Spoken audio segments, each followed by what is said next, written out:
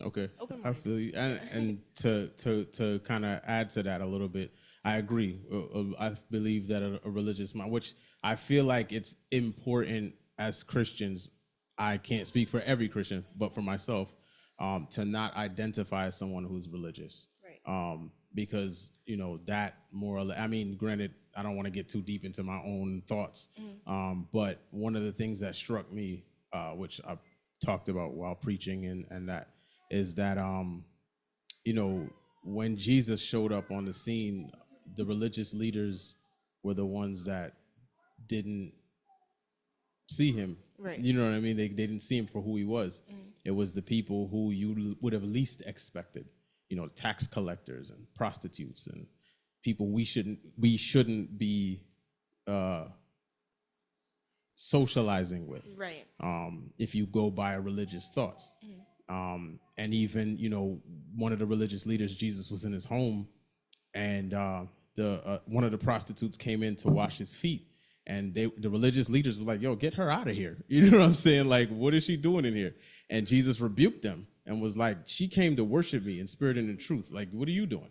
Hmm. You know what I mean? So I truly believe that spirituality is something that is different from religious, because not where religion is more based on rhetoric or like just doing something just to be doing it. Hmm. Um, Spirituality is more of a relationship sort Yeah. of thing with God, and like you said, it's also being open-minded, understanding that others have other beliefs, and it's not necessarily our job to judge them, but to inform them. Right. You know what I mean? And allow, plant seeds, if you will. One of the scriptures says that you know I have planted and Apollos has watered, but it's God who gives the increase. Hmm. And so, it's our job to just sow seed, and you don't see people sowing seed and standing over it and yelling at the ground, Right. come on, grow, Yeah. like, let's go. And those who water, they go out there, they water, they go about their business. Hmm. That's our job. You can't judge a seed for how long it takes to grow, and you can't judge a seed for what fruit it chooses to bear. It is what it is, and it's going to be what it is. Right. And regardless of what you want it to be, you know what I mean? Regardless of what you want, what timing you want, Hmm. it's going to be what it is. You Right. know what I mean? So All you could do is help. all you could do is help. You know what I mean? And God is going to do what God is going to do. Right. And there's no changing that. You know what I mean? So I feel like spirituality gives you that open mind to understand certain things that religious minds just will never will. It's Right. just you just don't have a certain perspective on life from a religious aspect when you Hmm. that you will from a spiritual aspect. So I believe I'm with you there. I'm Yeah. with you there. Um, I guess I said what spirituality means to me. Yeah. That answer. um, all right. How? I didn't like this one, but I'm gonna ask it anyway. How do you find meaning and purpose in life?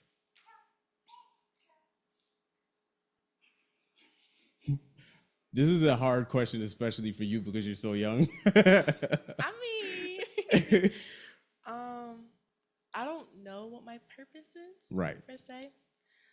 I mean, I feel like I do, but I don't. Like, I'm still finding it, Right. and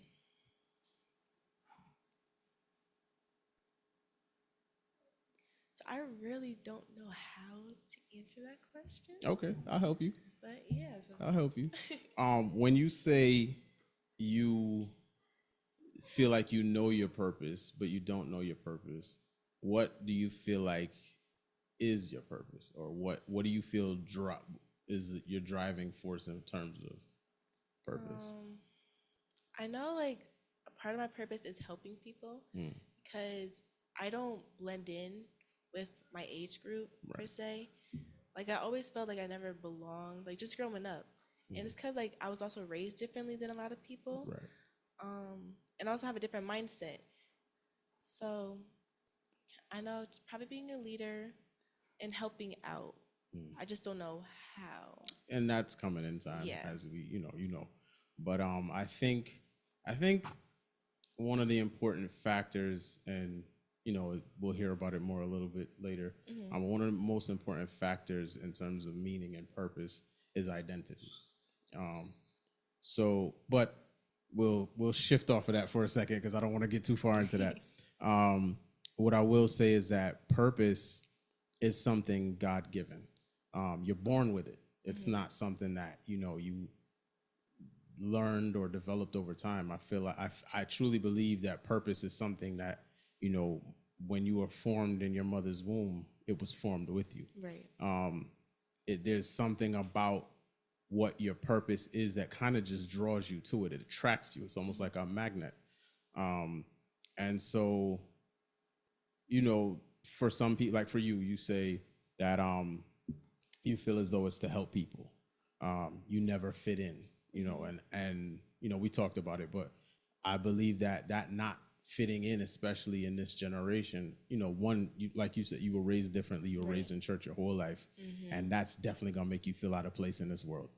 I'm a witness. It's definitely gonna make you feel out of place in this world, and to be 100. What times I was in the club or at parties, and I really was like, "Yo, what am I doing here? Like, I don't belong here. Like, this is not my seat, at all."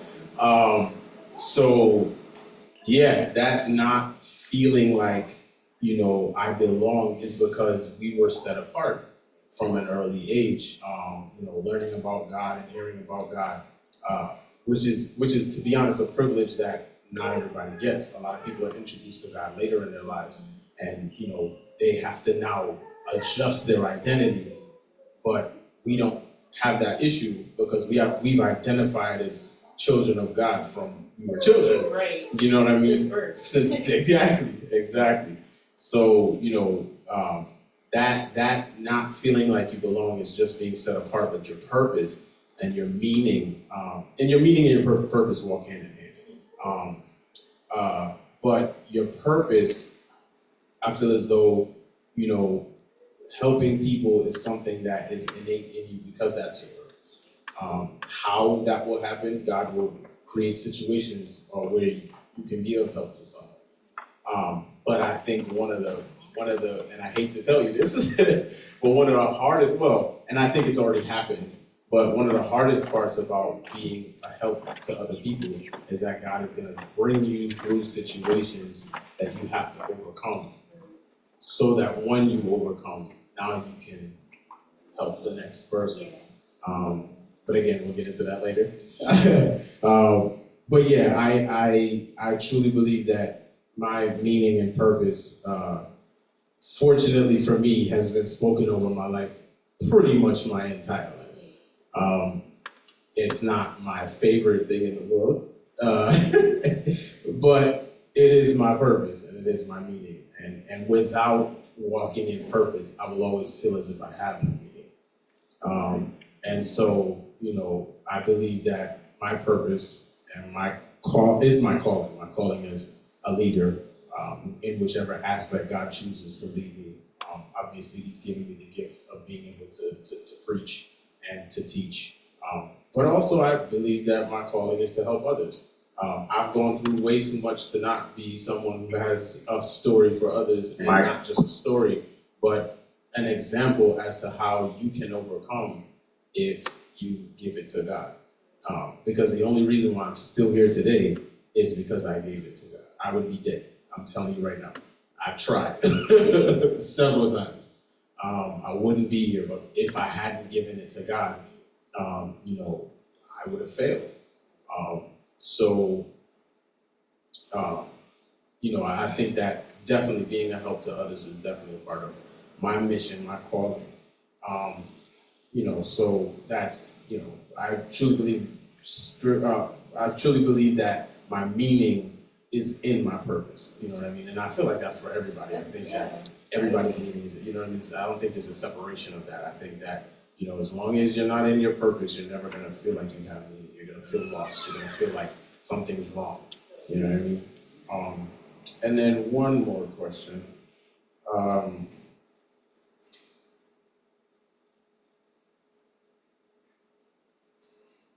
This one is,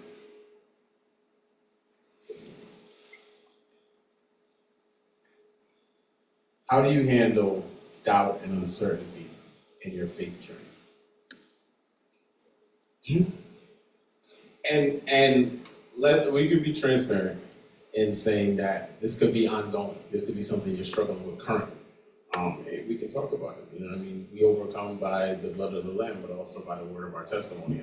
And don't let the word testimony make you feel like you've already overcome.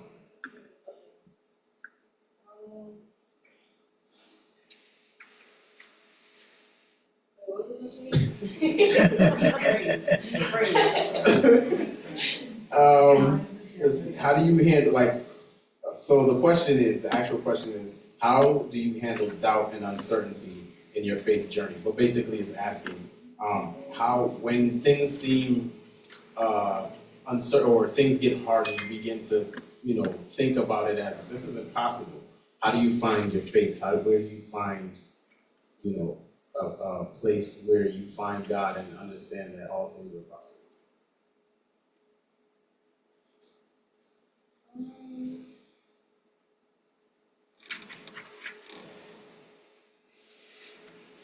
It's okay. I help you out. Is there a situation, not necessarily currently, but it could be, where things just seem impossible or ridiculous? Like, there's no way I'm gonna make it out of this. Hard. Yeah, sure.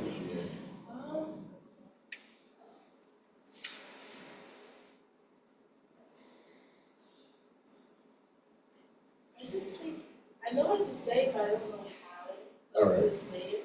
I'm not good with my words. It's okay. I'm the quiet one. It's all right.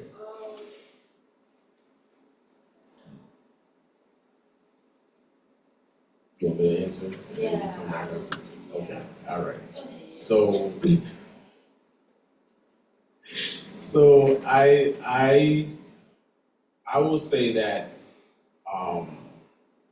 finding your faith in uncertain times is